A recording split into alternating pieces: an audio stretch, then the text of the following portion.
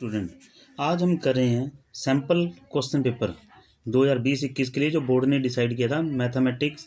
और ये बेसिक वाला है, फिर हम स्टैंडर्ड वाला करते हैं। अभी इस वीडियो में 1 मार्क्स के क्वेश्चन, जैसे कि फर्स्ट क्वेश्चन हम यूज़ करें इसमें, कहते हैं express 156 as a product of prime.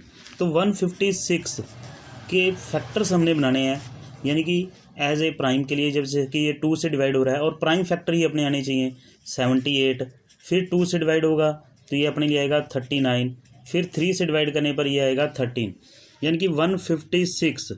इसके अगर हम फैक्टर यूज़ करते हैं तो क्या आ रहे हैं अपने लिए 2, 2, 3 एंड 13। बस इसको मेंशन करना है 2 की पावर 2 मल्टीप्लाई 3 मल्टीप्लाई 13, ये हमारे लिए एज ए आंसर बन जाएगा। 1 मार्क्स के क्वेश्चन है, छोटे ही होते हैं, कुछ बड़े नहीं हैं। कहते हैं right a quadratic polynomial sum of zeros is 2, sum of zeros हमें दिया गया है इज़ 2 एंड प्रोडक्ट है -8। और क्वाड्रेटिक पोलिनोमियल्स के लिए जो फॉर्मूला हम यूज़ करते हैं वो ये होता है एक्स स्क्वेयर माइनस, इसमें हम यूज़ करते हैं सम ऑफ जीरोज इनटू एक्स, फिर प्लस यूज़ होता है for the product of zeros. इस फॉर्मूले का यूज़ किया जाता है इसमें से कि x square minus sum of zeros into x होता है प्लस प्रोडक्ट ऑफ जीरोज, यानी कि एक्स स्क्वेयर फिर माइनस सम ऑफ जीरोज क्या है अपने पास 2 into x plus product of zeros क्या है -8। तो हमारे लिए आंसर क्या बनेगा इसमें से x square minus 2x plus minus -8 हो जाएगा। तो ये अपने लिए वर्क करेगा एज ए आंसर के लिए। नेक्स्ट थर्ड क्वेश्चन अगर हम देखते हैं, कहते हैं फाइंड द HCF। ये अपने लिए ए है, ये अपने लिए बी का कम करेगा, यानी कि 96 is a and 404 is b, is 4 है, यानी कि ये अपने लिए है HCF। फाइंड आउट करना हमें LCM, यानी कि थर्ड का फर्स्ट पार्ट अगर हम यूज़ करते हैं तो LCM के लिए फॉर्मूले का यूज़ होता है A multiply b and divided by, हम यूज़ किसका करते हैं HCF के लिए। A की वैल्यू क्या अपने पास 96 और B की वैल्यू क्या है 404 डिवाइडेड बाय HCF, और HCF क्या अपने पास 4, इसको कैंसिल करेंगे 101, यानी कि ये प्रोडक्ट अगर हम करेंगे तो ये बन जाएगी 96 के लिए, ये इसका आंसर। फिर इसके और के अंदर क्वेश्चन दिया गया था, यानी कि दोनों में से एक चीज़ करनी थी। थर्ड का सेकंड पार्ट की अगर हम बात करते हैं, state the fundamental theorem of arithmetic, यानी कि जो 1.2 है उसका मीनिंग रूल लिखना है। फंडामेंटल थ्योरम ऑफ अर्थमेटिक क्या होती है, वो ये होती है, कहते हैं एवरी कंपोजिट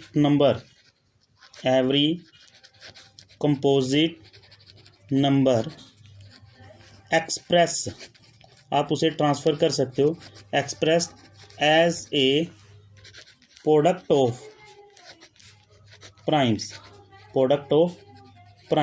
यानी कि कोई भी कंपोजिट नंबर है, एवरी कंपोजिट नंबर, आप उसके फैक्टर एक्सप्रेस कर सकते हो, यानी कि फैक्टर, लेकिन फैक्टर्स भी अपने प्राइम्स होने चाहिए, एक्सप्रेस कर सकते हो as a product of prime, जैसे कि हमने फर्स्ट क्वेश्चन में किया था, यानी कि कंपोजिट नंबर के हमने फैक्टर्स बना दिए थे, prime factors as a product of primes. ये प्रोडक्ट का हमने सिंबल यूज़ किया था इसमें, यही इसका रूल है इसमें। नेक्स्ट क्वेश्चन फोर्थ आगे हम यूज़ करें इसमें से,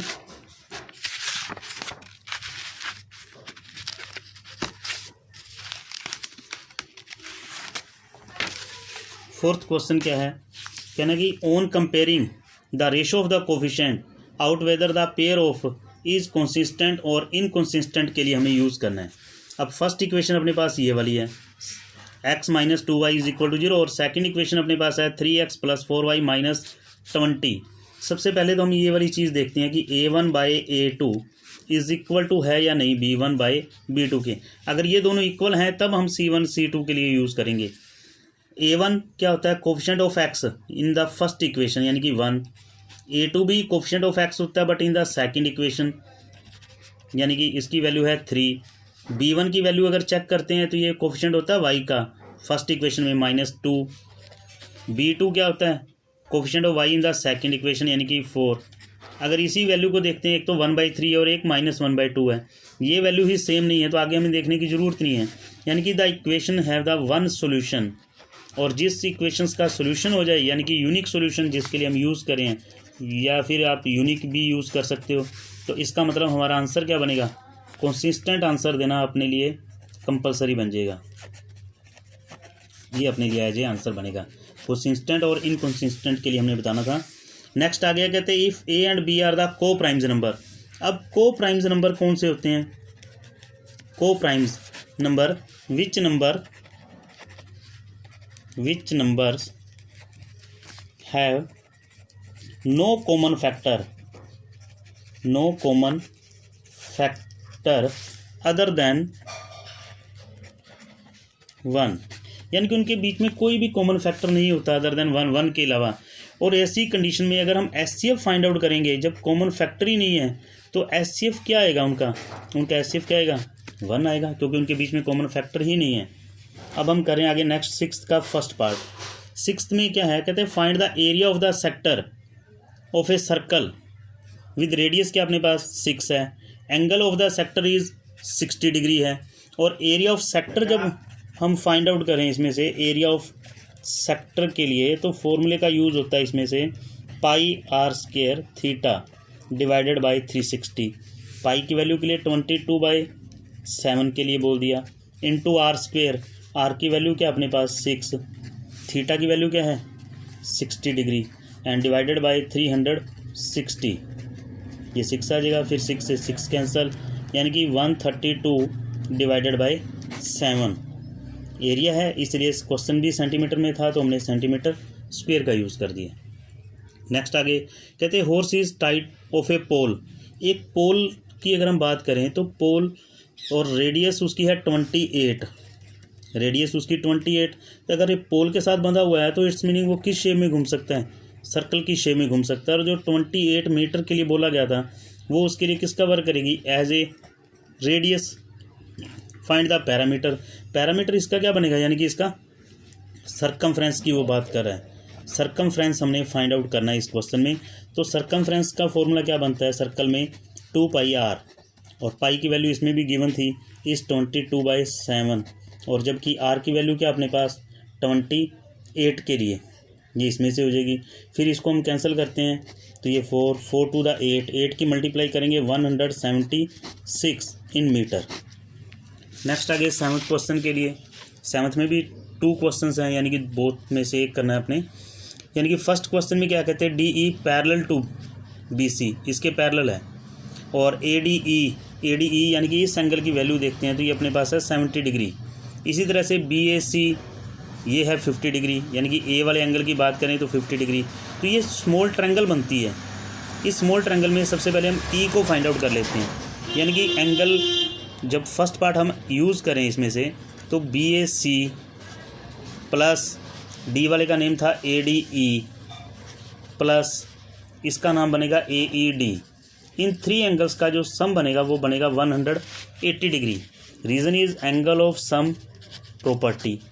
अब A वाले एंगल की वैल्यू क्या थी 50 डिग्री, D वाला एंगल 70 डिग्री का गिवन है, हमने E वाले को फाइंड आउट करना है। तो E वाले को जब हम फाइंड आउट कर रहे हैं तो ये 120 जो है ये इधर आकर हो जाएंगे माइनस के, यानी कि इसकी वैल्यू क्या आएगी 60 डिग्री। हमने फाइंड आउट किसको करना है, BCA को। BCA ये एंगल इस एंगल के इक्वल आएगा, यानी कि जिस एंगल को हम फाइंड आउट करें BCA को, ये इक्वल किसके आएगा E वाले एंगल के, क्योंकि लाइंस ऑलरेडी पैरेलल गिवन है, हमने फाइंड आउट नहीं करनी, लाइंस ऑलरेडी पैरेलल है। पैरेलल लाइन है तो E और C इक्वल होंगे। The reason is for corresponding angles. Reason भी क्लियर है कि रीज़न क्या आएगा क्रॉसपोंडिंग एंगल्स। तो इसका मतलब BCA की जब वैल्यू फाइंड आउट कर रहे हैं तो ये अपने लिए क्या आएगी फॉर द 60 डिग्री। इसी तरह से इसके और में भी क्वेश्चन था, कहते हैं in given figure AD is 2 centimetre, AD है अपने पास 2 सेंटीमीटर है, BD इज़ 3, AE 3.5 है, AC यानी कि ये फुल लाइन की वैल्यू जो है वो 7 है। तो is DE parallel to BC, DE और BC पैरेलल है या नहीं। सबसे पहले तो हमें EC को फाइंड आउट करना है, क्योंकि ये 2 है, ये 3 है, ये 3.5, तो EC हमें चाहिए। तो 7 में से 3.5 माइनस करोगे 3.5। अगर इनकी रेशो सेम आ जाती है, जैसे AD डिवाइडेड बाई BD, इसी तरह से रेशो हम फाइंड आउट करते हैं AE बाई EC, जो कि थेल्स थ्योरम के अकॉर्डिंग टू हम यूज़ करते हैं। AD की रेशो है 2, BD की है 3, 2/3, AE की वैल्यू है 3.5, EC की वैल्यू है 3.5, यानी कि ये रेशो सेम नहीं है। AD divided by BD not equal to AE by EC, equal नहीं है तो इसका मीनिंग पैरेलल भी नहीं है, क्योंकि रेशो सेम होनी अपने लिए कंपलसरी थी। तो हम आंसर क्या देंगे, DE is not parallel to किसके BC के। ये हमारा क्वेश्चन का आंसर बनेगा इसमें। नेक्स्ट क्वेश्चन जो हम यूज़ करें वो है आगे 8th के लिए, the cost of fencing a circular field at the rate of ₹20।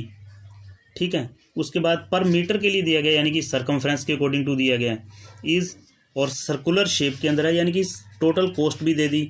तो सरकमफ्रेंस कैसे फाइंड आउट करोगे, तो टोटल कॉस्ट क्या है 5280 और पर मीटर कॉस्ट क्या है 24।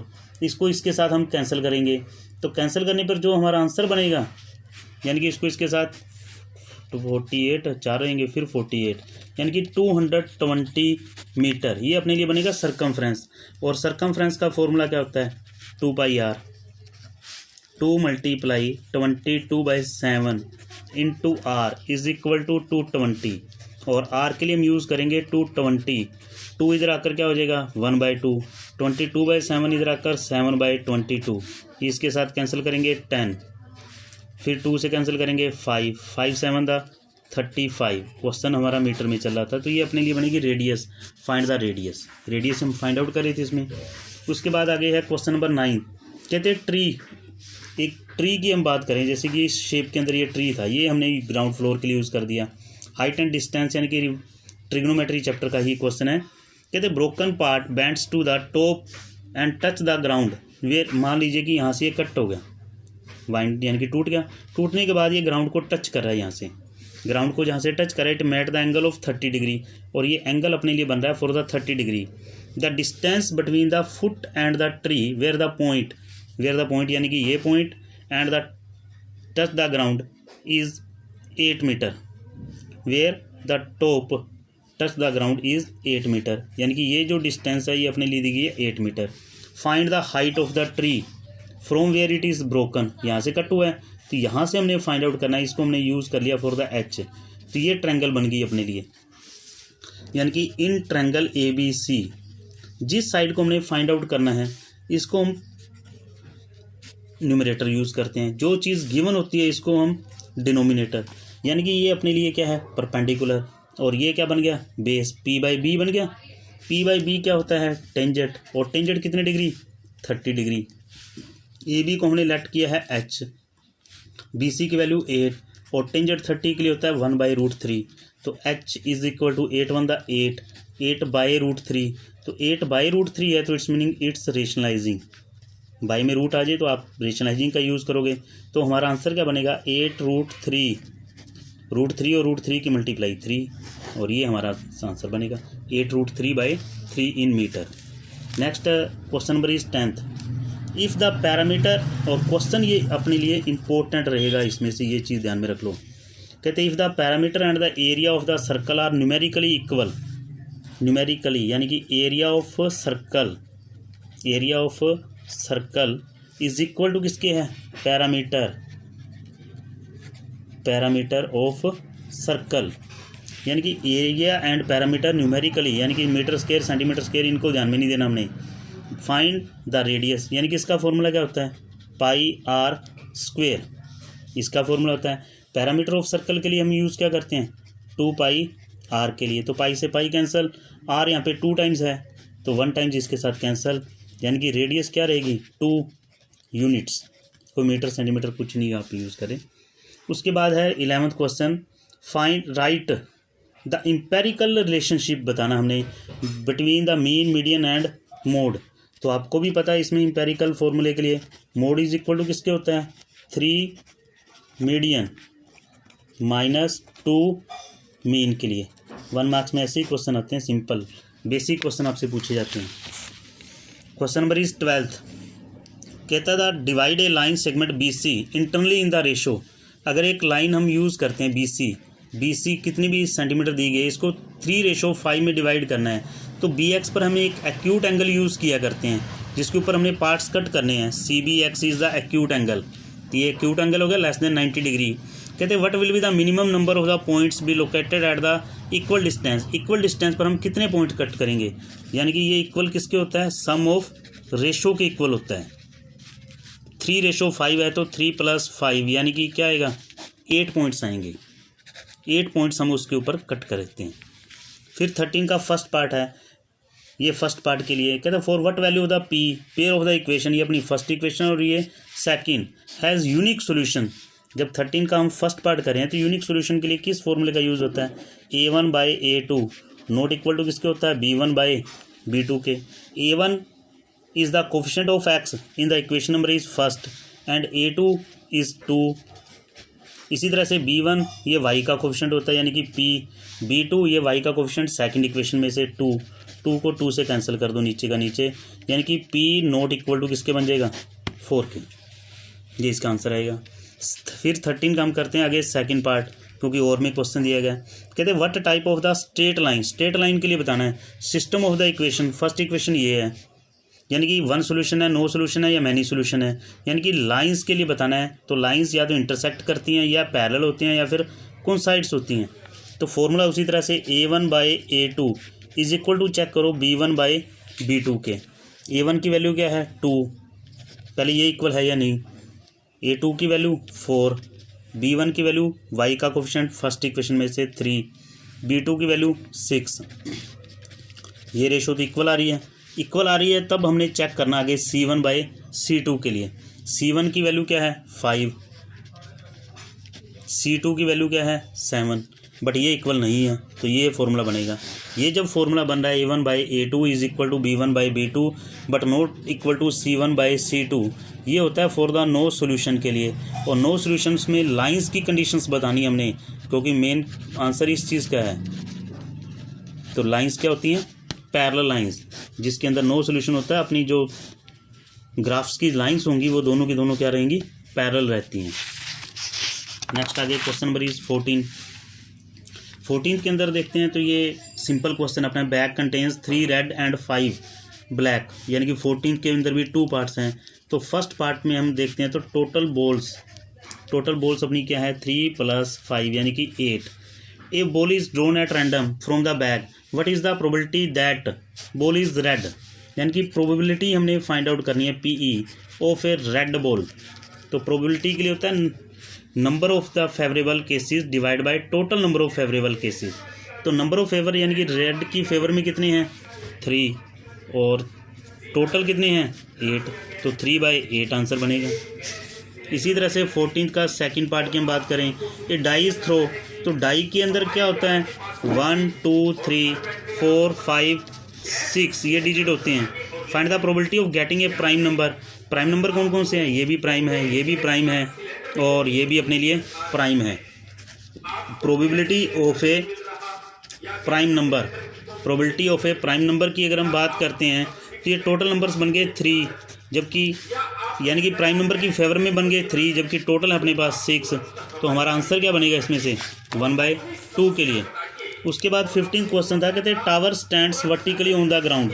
एक टावर की बात करें, ये ग्राउंड फ्लोर हो गया अपने लिए। टावर हमेशा इस तरह से स्ट्रेट रहता है। फ्रॉम द ग्राउंड हो गया which is 15 metre away from the foot of the tower from a point. एक पॉइंट है ये वाला, ये हमने पॉइंट यूज़ कर लिया जो कि फुट ऑफ द टावर से कितनी मीटर पर है 15 मीटर की डिस्टेंस पर है। तो ये चीज़ अपने लिए होगी 15 मीटर के लिए। The angle of the elevation the top of the tower, angle of elevation यानी कि नीचे से ऊपर की तरफ हम देख रहे हैं तो एंगल हमारे लिए क्या है 60 डिग्री के लिए। Find the height of the tower, इस हाइट को हमने फाइंड आउट करना है जिसको हमने H यूज़ किया है। ये ABC क्वेश्चन के अंदर लिख दिया let height of tower, height of the tower. Tower की जो हाइट है इसको हमने यूज़ कर लिया फॉर द H मीटर के लिए। फिर इसी तरह से इसी ट्रायंगल के अंदर हमने यूज़ करना है इन ट्रायंगल ABC। अभी मैंने पहले भी बोला था जिस साइड को हम फाइंड आउट कर रहे हैं, जैसे कि AB को, इसको न्यूमरेटर, जो चीज़ गिवन है BC इसको डिनोमिनेटर। तो ये अपने लिए बन गया परपेंडिकुलर डिवाइडेड बाय बेस।